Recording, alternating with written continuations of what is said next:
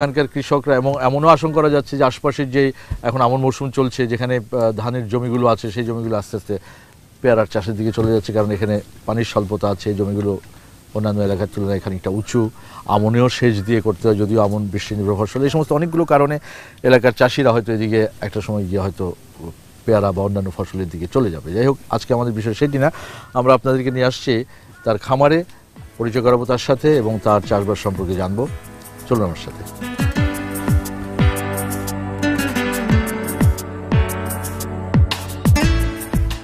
এক সুবিশাল পেয়ারার বাগান, চারদিকে ঘন হয়ে ঝুঁকে থাকা সবুজ অরণ্য, প্রতিটি গাছে অসংখ্য পেয়ারা। যেদিকেই তাকাই ঠাসা ঠাসা পেয়ারা। পেয়ারাগুলোকে পলিথিন দিয়ে মুড়িয়ে রাখা হয়েছে যাতে পাখি নষ্ট না করতে পারে।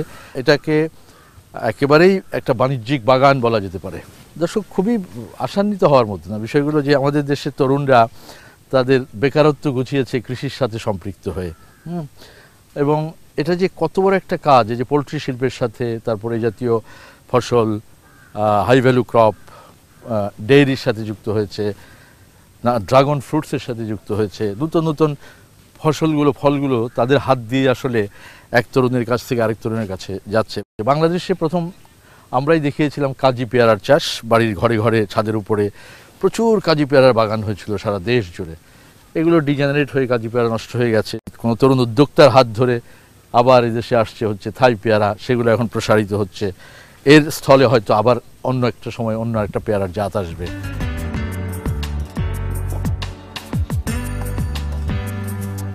আসসালামু আলাইকুম। জি, ওয়ালাইকুম আসসালাম। কেমন আছেন আপনি? আলহামদুলিল্লাহ। আলহামদুলিল্লাহ। আপনার বাগান দেখে তো আমরা খুবই মুগ্ধ, বিশাল বাগান। জি। তো আপনি আমার একটা বলেন তো, যে উৎসাহটা আপনি পেলেন কোত্থেকে এত বিশাল একটা বাগান করার? আসলে ছোটবেলাতে আমার একটা হবি ছিল, ন্যাচারালি কিছু প্রাকৃতিক কিছু করব। তো আমি টেলিভিশনে বিটিভি অনেকেই দেখে না, কিন্তু আমি খুব দেখতাম আপনার প্রোগ্রামটা। ও আচ্ছা, সেই সময় বহু আগে? হ্যাঁ, সেই সময় থেকে দেখতাম। আপনাদের এই প্রতিবেদন দেখার পর যে দেখলাম অনেক শিক্ষিত বেকার যুবকরা আপনার প্রতিবেদন উৎসাহিত অনেক স্বাবলম্বী হয়েছে। পাশাপাশি দেশের উন্নয়ন হয়েছে, পাশাপাশি অনেক কর্মসংস্থান হয়েছে। শুনলাম আপনি ডেন্টালে পড়াশোনা করেছেন। জি। তো আপনার তো একজন ডেন্টিস্ট হওয়ার কথা। জি জি। সেগুলি ছেড়ে দিয়ে আপনি পেয়ারাতে চলে আসছেন। আসলে তখন দেখি, যখন আপনার প্রতিবেদনগুলো দেখা পর মনে দিক থেকে আমাকে ডাক দেয় যে আসলে যে বেকারত্ব নিজেই ঘোষানো যায়। নিজে ঘোষানো। আপনার এখানে অনেক লোকজন দেখছি আজকে, কারা এরা? এরা আমার সব শ্রমিক, এখানে কাজ করে এখানে। ও, বাগানের ভেতরেই পেয়ারা প্রক্রিয়াজাতকরণ এবং প্যাকেজিং কেন্দ্র, যেখানে কর্মব্যস্ত বেশ কিছু নারী এবং পুরুষ শ্রমিক। আপনারা সবাই কি এই গ্রামেরই? আগে কি করতেন আপনি? গৃহস্থলী, সংসারিক কাজ করতেন। এখন আমার আতিক ভাইয়ের বাগানে আমরা শ্রমিক হিসেবে কাজ করতেছি। আপনারা মজুরি পান কেমনে? দৈনিক না মাসে? সপ্তাহে। সপ্তাহে কত করে ওঠে? 1050 টাকা। সবারই তাই? হ্যাঁ, আমাদের একটু আলাদা। আপনাদের একটু আলাদা। কিরকম? আপনারা বেশি পান? আমরা ধরেন সব ধরনের কাজ করি, আমরা 180 টাকা করে পাই। উনি পায় হচ্ছে 150 টাকা, আর আপনি পাচ্ছেন হচ্ছে 180 টাকা। হ্যাঁ, আপনি 30 টাকা বেশি পান কেন?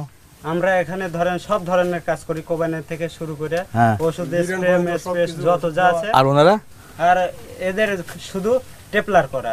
শ্রম তো আপনিও যেই কতক্ষণ দিচ্ছেন, উনি ওই কতক্ষণ দিচ্ছে। হ্যাঁ, তার থেকে আমরা একটু বেশি শ্রম দিচ্ছি। নারী শ্রমিকদের যে মজুরি বৈষম্যটা, এটা সমাধান কি হবে কখনো মনে হয় আপনার? হ্যাঁ, ইনশাআল্লাহ তো ভবিষ্যতে এটা সমাধান হয়ে যাবে। দর্শক, 80-র দশকে বাংলাদেশে সারা জাগানো কাজি পেয়ারার আকার দেখে অনেকেই বলতেন কেজি পেয়ারা। এখানে থাই জাতের এই পেয়ারাও আকারে বা ওজনে কম নয়। থাই, এটা থাই। কটা 1 কেজি হয়?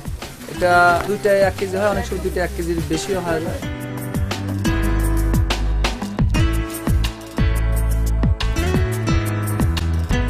এই হচ্ছে থাই পেয়ারা। সুস্বাদু পেয়ারার যতগুলো গুণাবলী থাকে তার সবই যেন রয়েছে এর এক একটি পেয়ারায়। বাংলাদেশে এই জাতের পেয়ারার আবাদ শুরু হয় 2000 সাল থেকে। দিনে দিনে এর অনেকগুলো জাতও এসে গেছে।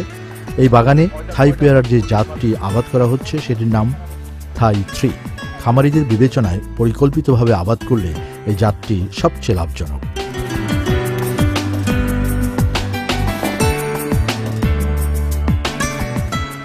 উন্নত জাতের পেয়ারার আবাদের ক্ষেত্রে সবচেয়ে গুরুত্বপূর্ণ হচ্ছে একটি নির্দিষ্ট সময়ে গাছের পেয়ারা পলিথিন দিয়ে মুড়িয়ে দেয়া।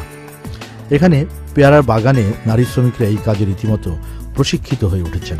দেখুন কেমন কৌশলে প্রতিটি পেয়ারা মোড়ানো হচ্ছে। এটি হচ্ছে পেয়ারার সব রকমের সুরক্ষা, অর্থাৎ গাছের পেয়ারাকে পোকামাকড়, পাখি, রোগ জীবাণু থেকে সম্পূর্ণ মুক্ত রাখার একটি কৌশল।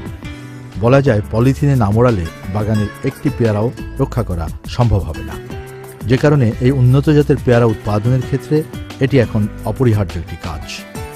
এছাড়াও রয়েছে বহু রকমের পরিচর্যা আর কৌশল, অর্থাৎ প্রতি পদে পদে সঠিক উৎপাদন ব্যবস্থাপনা প্রয়োগ না করলে কখনোই কাঙ্ক্ষিত ফলন পাওয়া সম্ভব নয়। এই বাগানটি শতভাগ ব্যবস্থাপনার মধ্য দিয়ে গড়ে ওঠা, এবং যে কারণে এখানে খুব পরিকল্পিতভাবে বছর জুড়ে পেয়ারা ধরানো হয়। আর কীটনাশক যথেষ্ট কম ব্যবহার করা হয়েছে শুধুমাত্র ম্যানেজমেন্ট জানার ফলে, এবং এই ম্যানেজমেন্ট ব্যবস্থাপনা জানার জন্য অবশ্যই প্রশিক্ষিত লোকের শরণাপন্ন হয়েছে। আমি প্রথমে বলেছিলাম স্থানীয় হর্টিকালচার ডিপার্টমেন্টের শরণাপন্ন হয়েছে তারা, এবং তারাই এখানে প্রশিক্ষিত করেছে। জনাব আউয়াল হর্টিকালচারিস্ট এই নাটোরের, তার সাথে কথা প্রসঙ্গে তিনি বলছিলেন যে একজন চাষির ইচ্ছায় পেয়ারা ধরবে গাছে। আমাদের প্রচলিত যে পেয়ারা চাষ আমরা করি, সেপ্টেম্বরের দিকে পেয়ারা ধরবে, 2-1 মাস থাকবে, তারপর চলে যাবে। এই গাছটি তাকে বছর জুড়ে পেয়ারা দিচ্ছে, এবং ধরেই নেওয়া হয় যে একটি গাছ বছরে ন্যূনতম 3,000 আর সর্বোচ্চ 5,000 টাকার পেয়ারা দেবে।